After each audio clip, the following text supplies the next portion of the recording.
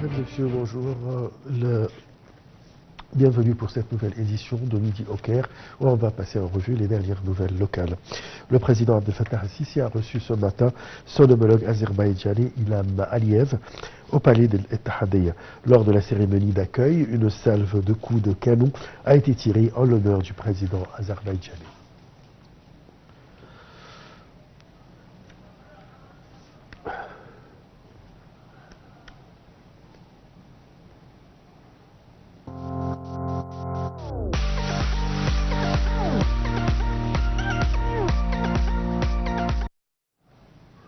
Le porte-parole du ministère des Affaires étrangères, Ahmed Abouzid, a refuté les pratiques honteuses d'Israël en soulignant que l'Égypte travaillera avec ses partenaires régionaux et internationaux pour protéger les droits des Palestiniens jusqu'à l'établissement d'un État palestinien indépendant. Le porte-parole du ministère égyptien des Affaires étrangères, Ahmed Abouzid, a indiqué que l'Égypte ne cessera jamais de condamner les pratiques odieuses d'Israël sur son compte sur la plateforme X vendredi 7 juin. Abouzid a déclaré que les violations israéliennes des droits palestiniens se poursuivaient jour après jour et sont visibles et audibles partout. Je cite, surtout avec le bombardement délibéré d'une école de l'UNRWA dans le camp de Nusayrat qui a coûté la vie à 40 personnes, dont des dizaines d'enfants, a-t-il indiqué en ajoutant qu'il y a eu une marche avec des drapeaux dans Jérusalem occupée qui comprenait des pratiques racistes et des mesures restrictives à la circulation des Palestiniens. Ces déclarations interviennent avec les frappes israéliennes qui ont touché un camp de réfugiés dans la bande de Gaza après une attaque meurtrière contre une école gérée par l'ONU alors que la guerre actuelle à Gaza est entrée vendredi dans son 9e mois. Cette guerre a fait des dizaines de milliers de morts, ravagé une grande partie de la bande de Gaza et déraciné la plupart des 2,4 millions d'habitants confrontés à un risque de famine. Les efforts diplomatiques pour parvenir au premier cessez-le-feu depuis une pause d'une semaine dans les combats en novembre se poursuivent après la nouvelle feuille de route annoncée par le président américain Joe Biden.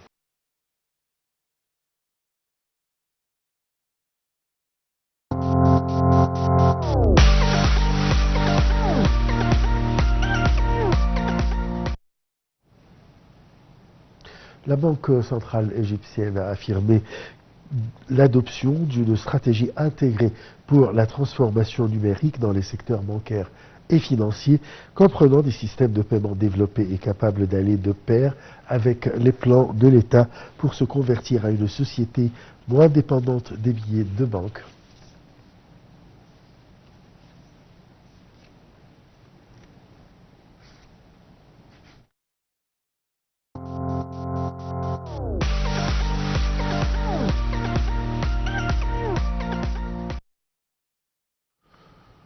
En avril 2024, le Fonds monétaire international a annoncé que les 4e à la 8e revues seront achevées tous les 6 mois, débloquant environ 1,3 milliard de dollars pour chaque tranche. Le versement de la 3e tranche de 820 millions de dollars serait approuvé dans les prochaines semaines. A conclu un accord avec le Fonds monétaire international, le FMI, pour la 3e revue de son programme de réforme qui lui permet d'obtenir une 3e tranche de 820 millions de dollars selon un communiqué émis jeudi 7 juin.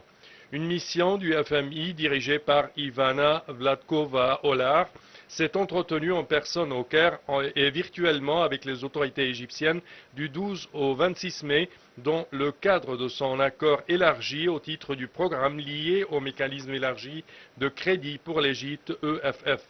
Le mécanisme élargi de crédit fournit une aide financière aux pays qui se heurtent à de graves problèmes de financement de la balance des paiements à moyen terme en raison de faibles structurels qui nécessitent une intervention qui devra s'inscrire dans la durée.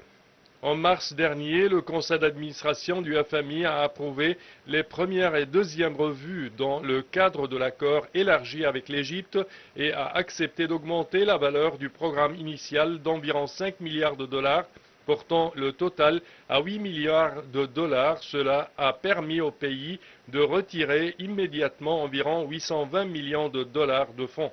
En avril 2024, le FMI a annoncé que les 4e à la 8e revues seront achevées tous les 6 mois, débloquant environ 1,3 milliard de dollars pour chaque tranche. Selon le site officiel du FMI, l'Égypte va obtenir du fonds un total de 8 milliards de dollars et elle devrait rembourser jusqu'à 2026 10,2 milliards de dollars.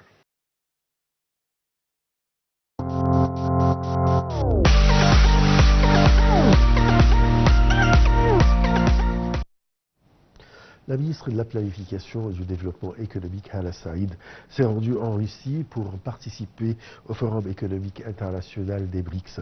Les travaux de ce forum, organisés sous le titre « Transition vers une économie mondiale multipolaire » à Saint-Pétersbourg, doivent se poursuivre jusqu'au 8 juin.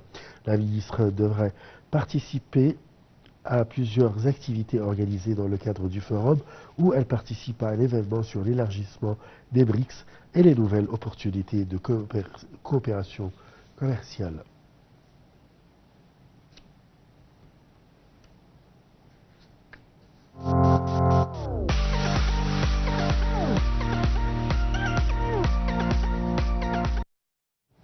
Le ministre des Ressources et de l'Irrigation, Hadi Soueylam, a reçu le ministre gambien de la Pêche et des Ressources hydrauliques, Moussa Dramek.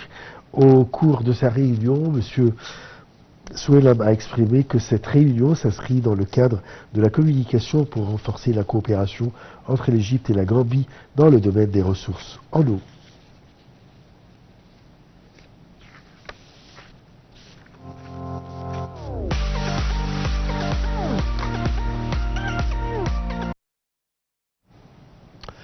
L'ailier international Mohamed Salah a été élu joueur de la saison de Liverpool pour la campagne 2023-2024, remportant cet honneur pour la 4e fois de sa carrière à Anfield.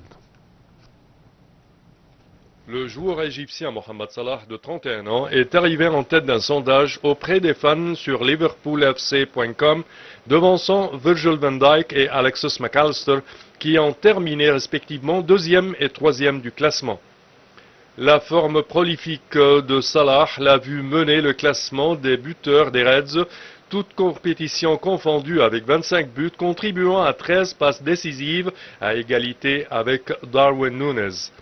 Ces 38 buts en 44 apparitions se sont avérés déterminants pour que le Liverpool remporte la Coupe de la Ligue anglaise de football et pour sa qualification en Ligue des Champions grâce à une 3e passe en Première Ligue.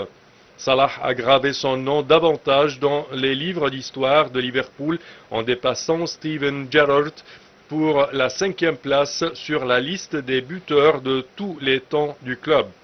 En décembre, l'Égyptien a atteint le cap remarquable des 200 buts avec un but contre Crystal Palace, rejoignant ainsi le prestigieux compagnie composé de Ian Rush, Roger Hunt, Gordon Hodgson et Billy Liddell. Malgré un revers sur blessure lors de la Coupe d'Afrique des Nations avec l'Égypte, Salah est revenu pour réaliser un autre exploit remarquable, devenant le premier joueur de l'histoire de Liverpool à marquer 20 buts en 7 saisons consécutives, réalisant l'exploit avec le but et un triplé de passes décisives lors d'une victoire en Ligue d'Europe contre le Sparta Prague à Anfield. Les réalisations de Salah ont continué à s'accumuler alors qu'il a marqué et aidé lors du récent triomphe 4-2 de Liverpool sur Tottenham Hotspur, faisant de lui le premier joueur de l'histoire de la Premier League à réaliser le double des buts et des passes décisives pendant 3 saisons consécutives. après avoir remporté le prix de joueur de la saison de Liverpool au cours des saisons 2017, 2018, 2021 et 2021-2022. Salah ajoute désormais une quatrième distinction à son illustre collection, consolidant ainsi son statut d'un des grands de tous les temps de Liverpool.